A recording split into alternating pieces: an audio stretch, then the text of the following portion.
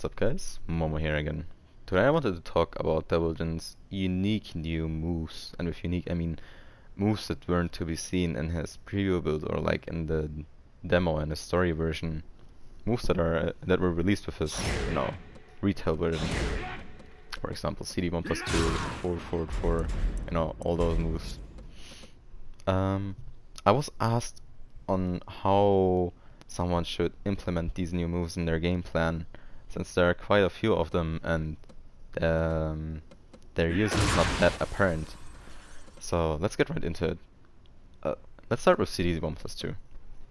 CD1 plus 2, I'm not gonna lie, when you're not in heat, is not really that good of a move. It is very easily backdashable, it's slow, and it doesn't give that much reward on, normal hit.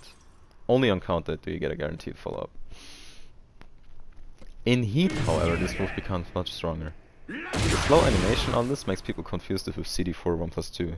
So essentially what happens is they will fuzzy for the sweep, but then get hit by CD1 plus 2 instead. And in heat, this is a full 62 damage launch if you go for the bread and butter combo.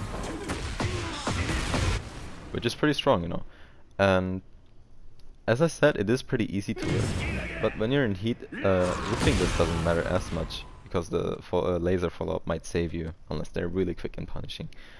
So the weakness of this move becomes way less apparent when you're in heat.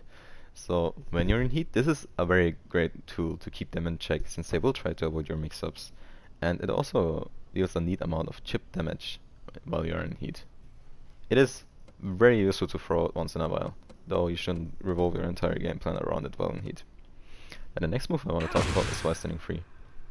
This move you will mostly only use in combos. This Warboss, for example, will be discovered.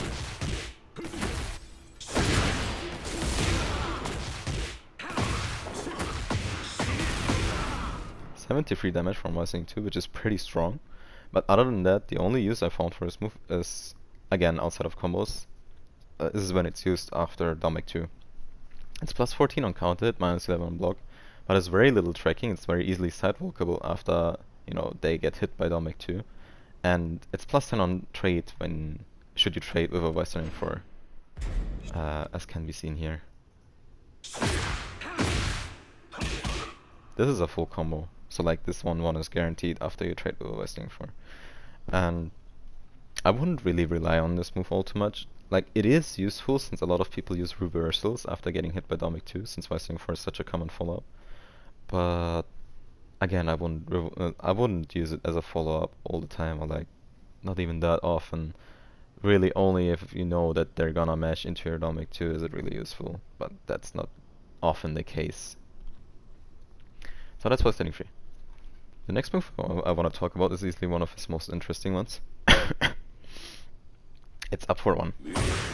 This move on block guarantees, well, not a real mix-up, but they have to guess if they want to get reward from the situation. So what they can do, the most common follow-ups to this are Morning Crow 1 and Morning Crow 2-2. Morning Crow 1 after up for 1 on block can be either sidewalked or jabbed out, since it's, a bit slow. And what happens is that, should they try to counter-player Morning Crow 1, they get hit by Morning Crow 2-2. And Morning Crow 2-2 is a full heat engager, or in heat it's a full launch even. It's a pretty strong situation on block if you think about it, but Morning Crow 2-2 is still minus 13 on block, so be careful not to mix too much with this. And should this connect on normal hit, Morning Crow 2-2 is guaranteed. So in heat this becomes especially strong, since you get a full launch from hitting an up for 1. It is very easily steppable and duckable. The range isn't as huge as you'd think it is, so be careful when you use it, since it's very horrible in whiff. You should try to use it in combination with, for example, 4-4-4-4, since it also has a lot of range, similar to up 4-1, or like a prolonged 4-4-2 to track them for trying to step or like avoid your up 4-1. Or you can even use a heat smash. Devil Jin's heat smash is pretty much homing, so it's a pretty good complementary tool to up 4-1. Then the next move I want to talk about, it's part of his Morning Crow stance. Morning Crow 1. This move honestly isn't even that bad to throw out in neutral once in a while, since people will have a hard time immediately reacting to manual Morning Crow. But be careful, it is a very slow move, so people will get used to this and jab you out once they realize you're trying to make use of it too much in neutral. It's +8 on block, it's about 10 chip damage I believe. Has okay tracking, but is very slow when thrown out in neutral. Can work, but again, be careful when using it in neutral. Morning Crow 2-2 is their complementary move to Morning Crow 1-1. Should they try to jab your Morning Crow 1 out, Morning Crow 2-2 will usually hit them if they're not fast enough. But again, be careful, it may be homing, but it's still punishable at like -13 I believe. Whoops. -14 even. The first hit is -13 on block, I think. So, that's Morning Crow 1 and Morning Crow 2-2. Next move we're gonna talk about is Morning Crow 3.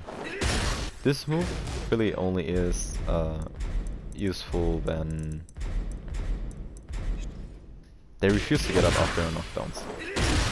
It flips them over, and not only that, it also deals some hefty damage. Like 20 damage and a flip over is pretty good. It's more than back four, which is like 16 damage and a flip over. So keep that in mind when you play around with your Rainbow 2. For example, if they refuse to get up, you can use Morning Crow 3, and it's safe on block, and launches them on counter hit. So like, should they be slow or press a button very late, you even get a full counter launch on top of it being a strong Oki tool. Other than that, it is, I've seen some people use it in combos. Personally, I'm not a huge fan of that, but again, to each their own. It does deal a lot of damage, so, you know, maybe not the worst option. Then, Morning Crow 4. This move you're not gonna be using ever in neutral. This only exists for combos pretty much. That's pretty much the only use for it. Now we're getting to 4-4-4 though. In my opinion, 4-4-4 is one of the strongest moves to use against keep out. Especially when spaced right. As you can see, 4-4-4 hits them from very far away. And the knockdown on this pretty much guarantees a full mix-up. As in, maybe a CD4 1+2 mix-up or just another 4-4-4. It's only -6 on block. You can use your parry after to beat, for example, jab strings without +1 checks. But again, be careful when using this, since it is very linear. But still, it is a very strong move, and it even launches uncounted for a good chunk of damage.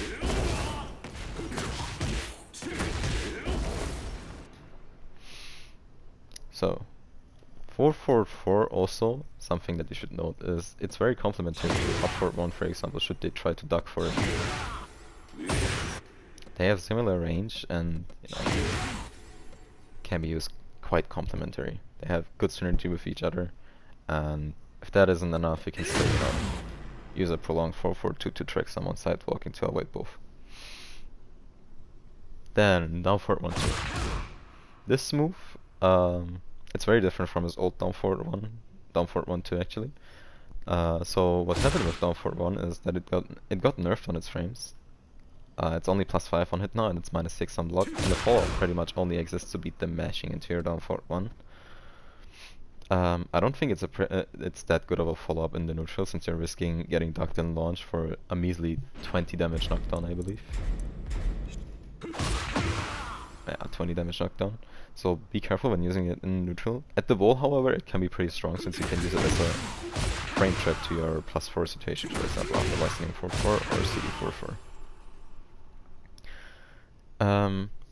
Something you should also note about this move is that you can kind of situation confirm it after using it as a frame trap. For example, should you see them press into your CD4-4, you can maybe Twitch confirm it and, you know, confirm a full wall split that way. But this is pretty difficult, and, you know, it's better to just have the read on them pressing or not. But don't randomly throw out this move. It's pretty risky, and his down forward 1 alone became pretty weak in this game. Also doesn't track as well as, you know, his down forward 1 in Tekken 7. His down forward 1 in Tekken 7 used to track to his left side pretty reliably. In this game, you can pretty much step it to both sides. So again, be careful when using down forward 1 too. Down forward 1 on its own is still a good check, and you are forced to use it sometimes, but down forward 1 too, I would be very careful about throwing out. Then, next moves I'm gonna talk about are his heat smashes, and Devil Jin's heat smashes are pretty notorious. At least this one. This is pretty much Noctis Rage Drive from Tekken 7, but on crack. It's homing, hits on range 5, well, pretty much homing, and does like 52 damage. This is pretty hard to deal with because on block this also gives you a full up for 1 situation. As can be seen here, plus 11 on block, you know, he throws out the shackles and he goes into Morning Crow. And you get the Morning Crow 1 or Morning Crow 2 mix, as I mentioned before. There is no real risk for throwing out this move except when you're standing up close and they mash you out of it. This move is very, very strong. Very, very strong. Some people forget that he has another heat smash though. When in heat, and should you go into Morning Crow, Devil Jin also has a unblockable throw. This unblockable throw makes the Morning Crow mix-up a real mix-up, because, you know, an unblockable high is essentially just a low. So like, should you throw it up for 1? They can't jet this out. It's 2+ for that unblock. So what they have to do is they either have to step or they have to duck it. Which, you know, has good synergy with your Morning Crow 1 and Morning Crow 2 too. It becomes a real mix-up, as I said. So using this once in a while, especially to kill, isn't necessarily dumb. Now onto his more niche moves. Y-standing 1-1 and Y-standing 1-4. Devil Jin's Y-standing 1-1 on counter hit guarantees a Morning Crow 2-2.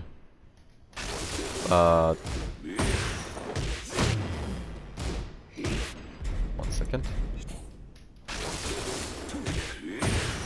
This becomes a natural counter combo when you hit it as a counter hit. So trying to bait counter hits with Y-standing 1-1 can work sometimes, but I'm not a huge fan of it. Because the shackle after can be ducked or even stepped. They're complementary moves because Y-standing 1-2 will catch people for trying to duck Y-standing 1-1, and you get the same Morning Crow situation pretty much. But I don't think this is a strong mid-high string mix-up to go for. Might work from time to time, and maybe your Y-standing 1-2 will counter hit them after Domic 2, for example. But Y-standing 1 also has pretty, like very little tracking after Domic 2. They can easily side block it to the left should they be on player 1 side, for example. So again, Y-standing 1-2 pretty much exists to catch people trying to duck Y-standing 1-1. And Y-standing 1-1 can be a useful counter hit tool from time to time, but I wouldn't necessarily make it a huge part of my game plan. And the very last, not necessarily a new move, since it was part of the CD44 before, but Y-standing 4-4 is now +4 on block, on hit. And what this means is that you can either frame trap them with down forward 1-2, or with down forward 4-4, depending on what you feel like confirming, or depending on the situation, that double down forward 1-2 becomes a much stronger frame trap. Or you can, you know, try to catch them stepping with back forward 2, and should they be conditioned enough, you can just go for health sweep after, for example. Pretty strong situation on hit, just need to know how to utilize it properly. And that's pretty much it for Devil Jin's new moves. Devil Jin's new moves, implementing them, I can be somewhat weird, since all of them are flawed one way or another, but they can come in very handy. I've recently been experimenting around CD 1+2 in heat, and this move especially hits a lot when people are trying to avoid my mix-ups, for example. And 4-4-4 I think in general is a really good move because the knockdown is so valuable.